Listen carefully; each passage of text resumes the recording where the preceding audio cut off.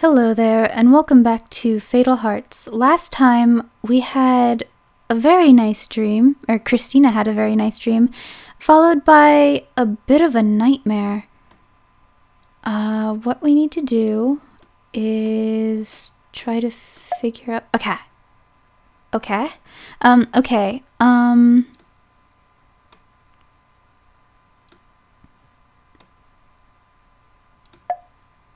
We can do this puzzle with just a few... Okay, you know what? I kind of like having the things there. So... Darn, where was it? Maybe it was there? I'm not sure. Okay, so I need... What we need to do is make the Roman numerals of this clock. And,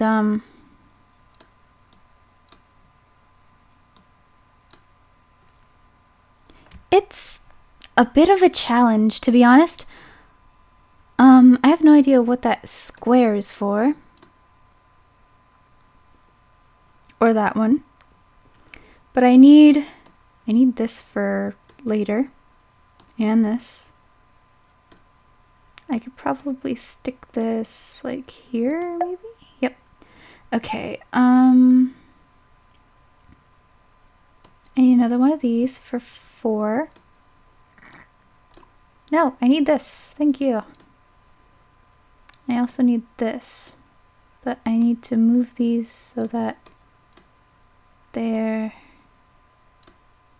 in the right spot, which is kind of hard to get. There we go. Now I need 3, which is 3 of these. And I only grabbed 2, but just gotta wait for this to cycle around, I guess. Let's get this here. And we shall move it over. And grab this and put it here. This is quite time consuming. I may fast forward so that you don't have to be bored with it. But I need to make lots of 5s. Okay, so 6, 7. I need one more for 8. Darn, I needed that one.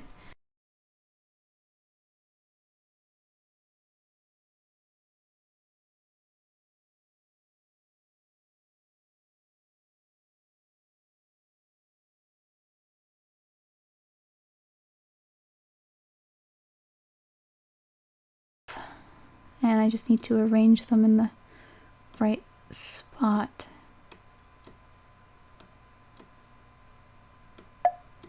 There we go. Okay, so you know the general area to put each of the numbers, so we should wake up now. There we go. You need to click after you solve it. My eyes snap open. I'm awake. What time is it? My goodness, it's mid-afternoon. Most of the day is gone. Even now, I feel exhausted. My eyes are gooey and I can't stop blinking. I stumble outside to get some fresh air. It's raining. I like this rain effect. Were those blinds there before?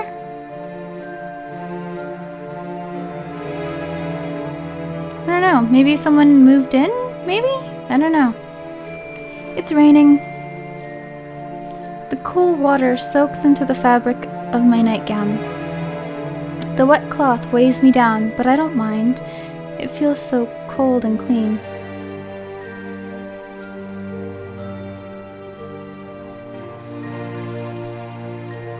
I don't know why that dream made me so upset. It was only a nightmare.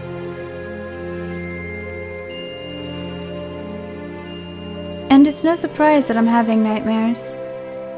Dreams are the language of the soul, our thoughts, our hopes and fears. Everything that lurks in the shadows of the mind is set free. Everything hidden comes to the surface. I don't know if I believe that, because most of the dreams I remember are nightmares, so I don't think I'm that troubled, or Or maybe I am and I just don't know it. When I was a little girl, I made up stories about horrible goblins who lived in the sewers and snuck out to steal the toys of children I didn't like. They would hide in the walls and spy on you and strike when you least expected it. I made them up, but I told the other kids about them as if they were real, and some of them believed me. And sometimes I believed me too. It was my own story, but I was sure I could hear the goblins in the walls, and I was scared of them. The teachers laughed and said I had too much imagination for my own good. It's the same thing now. I'm thinking too much about murders and mysteries. People die every day, and it doesn't bother me because I don't know about it. So I saw a dead girl. So what? It doesn't make her special. Her death is no more or less important than any other death in this town or in the world. What about your mother's? She will one day eventually die. Cold hard truth. I'm sorry, but it's true. And you won't care? It won't bother you? I'm going to be devastated. But let's try some happy thoughts. Happy thoughts, happy thoughts, happy thoughts. Rainbows, kittens, wolves. Ooh, the wolves. I like wolves. Wolves are awesome. Favorite animal? Comments below, please and thank you. I've got to calm down. Think about wolves. Well, actually, no. Wolves might make you even more upset.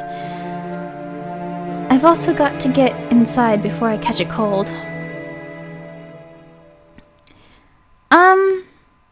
I don't know if I can go back. No, I can't go back to the previous screen. But were those flowers there before? They might have been, and Mom was just in the way. I don't really remember. But what I wanted to say before I got distracted by the flowers was even Christina was kneeling in the rain, and you could see that her hair was wet, I guess, but I would think her nightgown, depending on what material it's made out of, would be more see-through than that. I'm just saying. I go into the kitchen and peel off my wet nightgown, leaving it in a heap on top of the washing machine. Then back to my room to get dressed. I should think of something fun to do, just to relax and have a good time. Too bad it's raining. I dial Lucy's number. Maybe she'll have an idea. Hello? Hi, want to do something? The weather's awful, so I thought maybe we could rent some videos and... I can't talk right now. What's up? I can't talk right now. I'll talk to you later, okay? Don't go anywhere. She hangs up. Sometimes I think Lucy's role in life is to drive me crazy. Wondering what she's up to is not helping me relax. I flop on my bed with a book to pass the time. The patter of rain against my window slowly fades as the hours go by. At last the phone rings. Hello? May I speak to Christina? Jeremy? This is Christina. I'm actually being called by an older boy. I don't even remember giving him my number, but I guess I must have. Shady.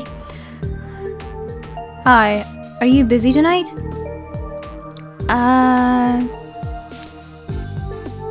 I was thinking we could get together if you'd like. You mean a date? I feel my face go hot. I can't think of what to say. I'm not sure I'm allowed if my mother hasn't met you. Great, now I sound like a total baby. He laughs. You're not grounded for getting into my car, are you? That was different. We just happened to meet. Well, how about you decide to go bowling tonight, and I just happened to meet you there? It wouldn't be a date, just friends getting to know each other better. And if we decide to arrange a date sometime later, I could meet your parents then. What do you say? If Mom got her hands on someone she thought was my boyfriend, she'd drive him crazy with embarrassing questions. It wouldn't be fair to make him go through that. He might not even like me. But I shouldn't sneak out like that, and I'm supposed to be waiting for Lucy to call. We're gonna agree to meet Jeremy. My heart is banging so loudly I'm afraid he can hear it over the phone, but I try to sound cool about it. Sure, I can do that. Great, I'll meet you outside the Star Lanes alley at 8, okay? You know how to get there. I can get there. Okay, see you tonight. I think my voice for Jeremy keeps changing. Bye. I managed to hang up the phone before my knees give out and I sink to the floor giggling. I've got a date! Well, sort of, but close enough! I hope Lucy isn't mad about me choosing him over her. But she and I can get together anytime. Chapter 3. I hope my deciding to meet with Jeremy doesn't end badly. I know if you choose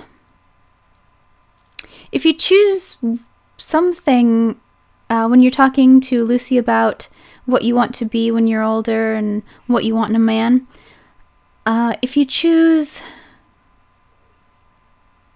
don't know for what you want to do when you're older, I think something bad happens. But I think I chose writer, so I think I'm okay.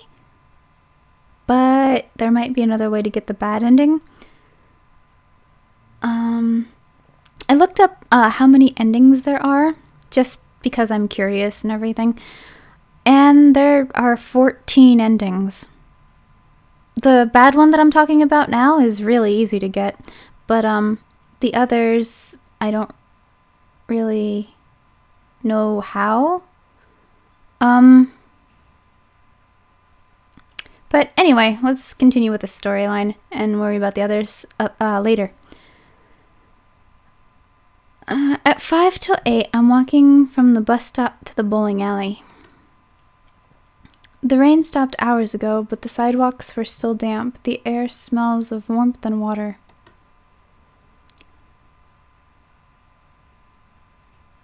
The sun is just setting. Once it gets dark, the bugs will be out in force. Bugs. Don't like bugs. Here it is. I don't see Jeremy's car here. I must have beaten him. Whose car is this, I wonder? Actually, the parking lot looks practically empty. Is this place even open? I walk to the door and check the hours. They don't open for the evenings until 9 p.m. I'm sure Jeremy said 8. Maybe he got it wrong. You know, if I had my own mobile phone, it would be easy to check with him or call home and find out if he'd left a message to change the time. Maybe I should get one if I find the money and a model that isn't mysteriously evil, like the one that we found in our bag that just happened to disappear. I think it was last time that it disappeared, just mysteriously. I think that it appeared in our bag when Jeremy bumped into us at the mall, or actually the text said he banged into us, but I think that sometime he took the phone from us, either while we were in the car, and Christina just didn't notice for whatever reason, but I don't know. Or maybe she dropped it. I hear a car approaching. Hi there. He steps out of the car and smiles at me. I wave my hand at the locked doors. Looks like we have bad timing. Oops, that was the wrong voice. Looks like we have bad timing. Oh, them. No. I knew they wouldn't be open yet. I wanted us to have the place to ourselves. But there's a car right there. There's somebody there. You want to break in and bowl in secret?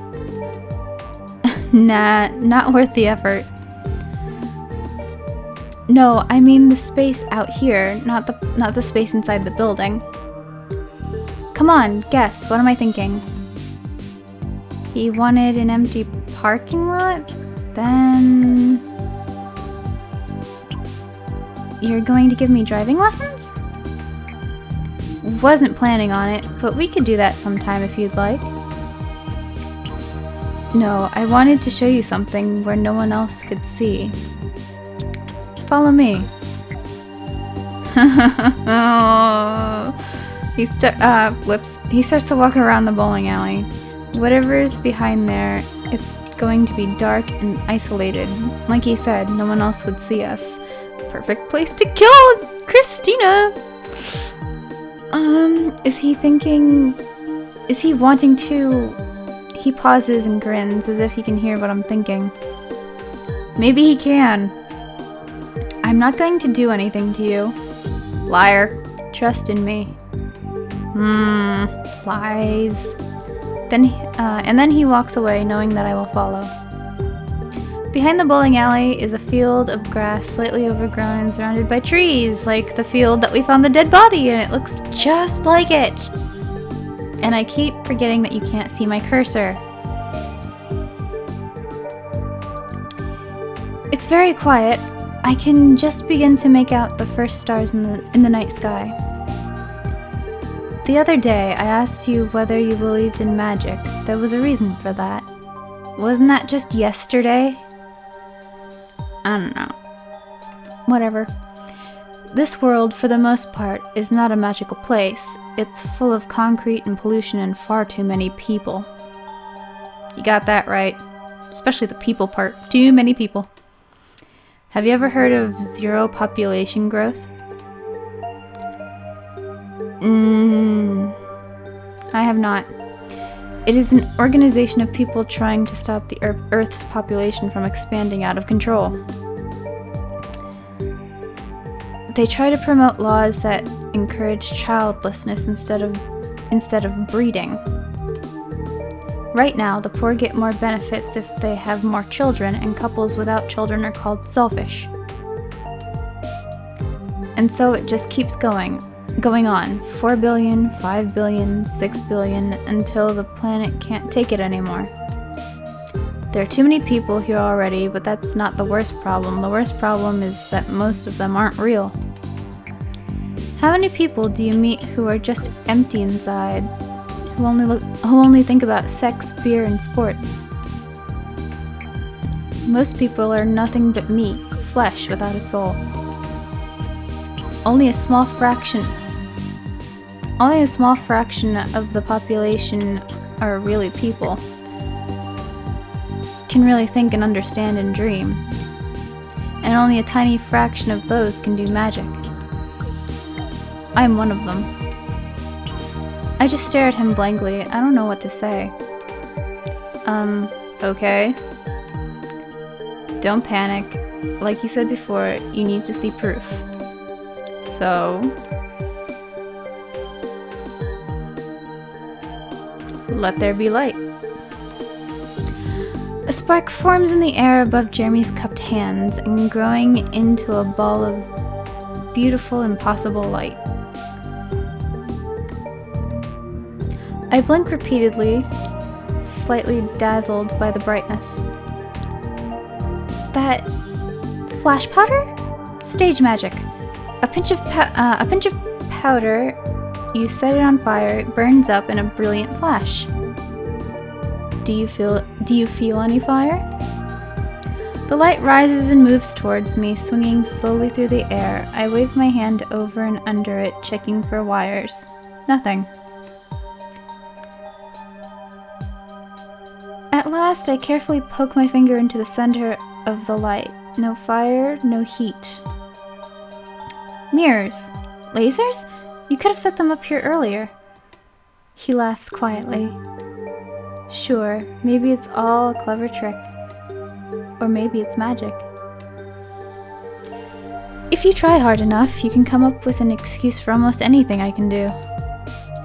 But what if I taught you to do it yourself? What? I think you're one of those special people. Somewhere inside you, there's a power that's trying to get out. Maybe you already know. Maybe sometime in the past you were in danger, and for no reason you could really understand, you did something that saved you, like in Harry Potter! And that was magic. I don't know. Let me show you.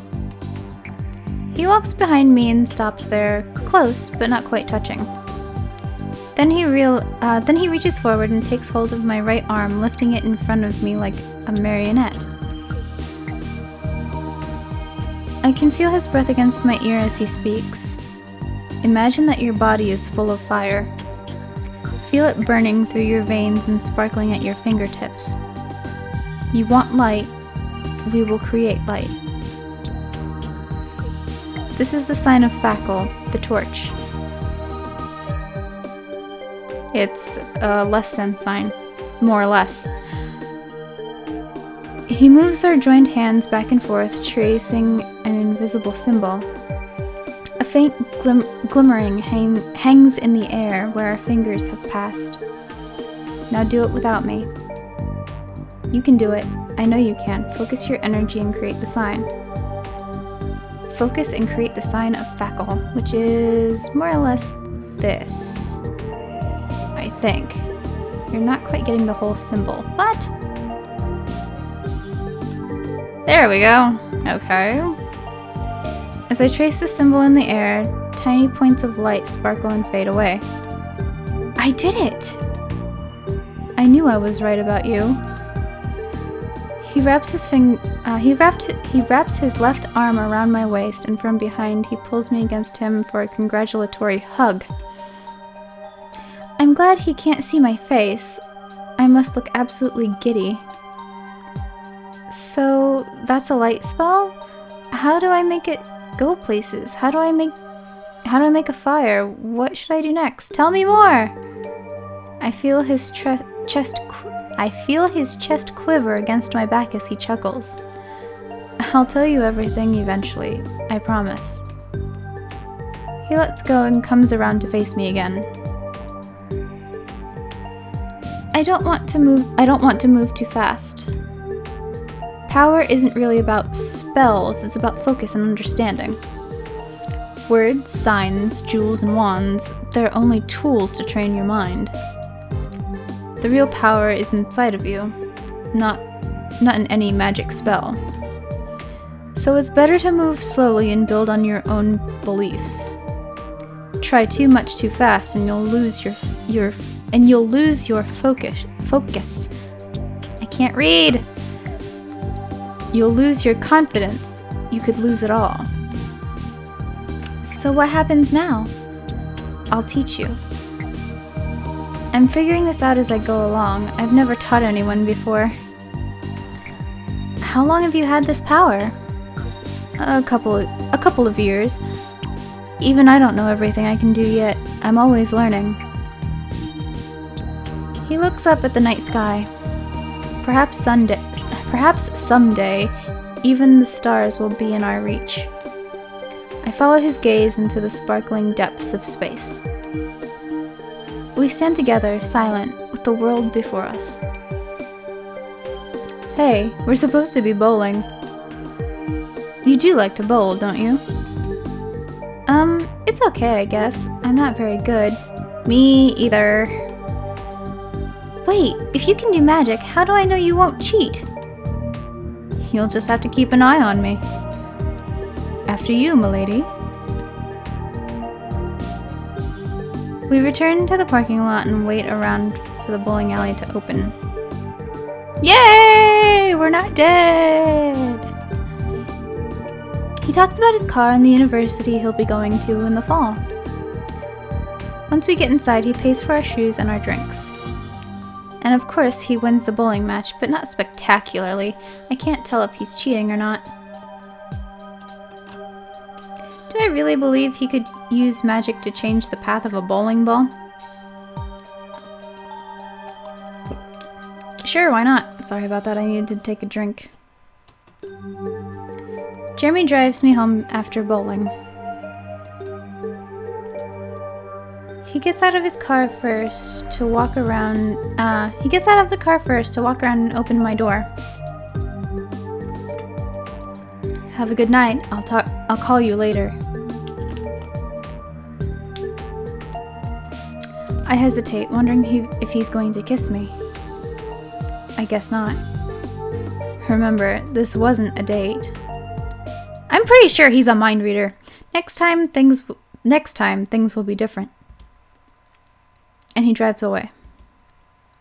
I wander inside, banging into the kitchen table. I'm too distracted to watch where I'm going. But it's all the way over there. I don't know.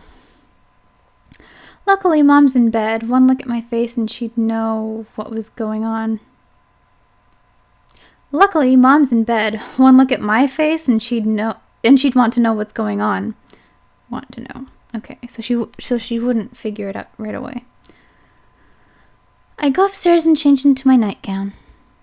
I switch off the lights and get into bed. Should I? Do I dare? This is my bedroom. There are no lasers or mirrors hidden here. Think of fire and trace the sign of Fackle in the air. I can do magic. I fall asleep with a silly smile on my face. Dreaming. Flying. I am sailing on the wind through the land of shadows. My body is as light as a feather. I twist and dive, then rise again, skimming over dark shapes and only half seen below me. I am not afraid. Beyond the darkness, there will be light. Time dissolves.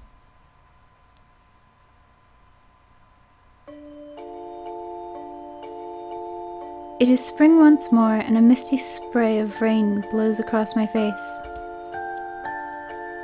I couldn't find you yesterday. No one knew where you were. How can you expect the people to trust and support you when you keep disappearing? If the bandits rise again, it will take more than trust to defend the valley. The artifacts in the cave are necessary for our protection. If they're so important, why won't you tell anyone what they are or how to use them? I will not make you an outlaw, beloved. Secrets in the groups who circulate them have been forbidden since the banishment of the Illuminati. Should it come to that, I must fight alone. I step behind him and lean my head against his shoulder. Will you ever share your life with me? He turns, taking hold of my hair and his. He braids them together, dark and light. You are my earth. My feet may leave the ground, but they can only fall back to you. Whatever fate brings, our destinies are intertwined. Do I believe?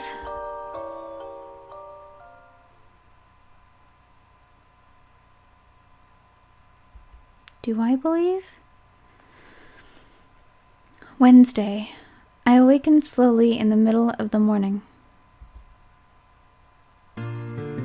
I feel rested. I can't really remember what I dreamt about, but for once it wasn't a nightmare. Happy thoughts. That's all I needed. I roll over in bed and wiggle my feet.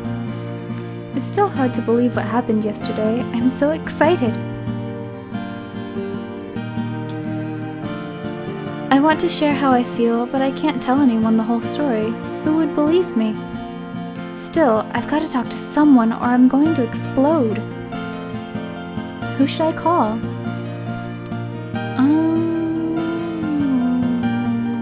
Let's call Lucy. Lucy's my best friend. She should be happy for me. And I owe her an apology for running out on her last night. I wonder if I can teach her magic too. I dial her number. Hello? Lucy, hi, I'm really sorry about last night. I hope you're not mad at me. That's alright. So, what's on your mind? She sounds hopeful. I guess she's really curious about what I was doing yesterday. Jeremy asked me out. It was so cool. He holds doors for me, and he's smart and funny, and I think he really likes me. Click, dial tone. Did we get disconnected? I dial her number again, but I only get a busy signal.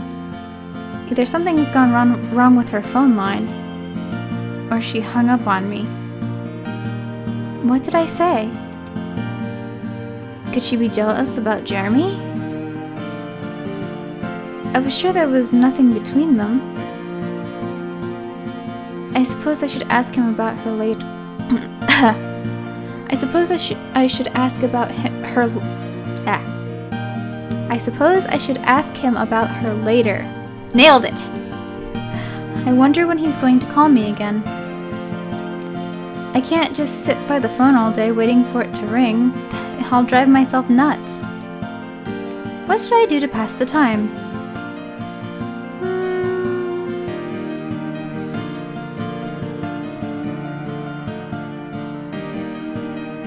Let's try to practice magic. Won't Jeremy be surprised if I've already figured it all out before I see him again? I don't really know how it works, but he said it's all in the mind. I kind of wanted to see...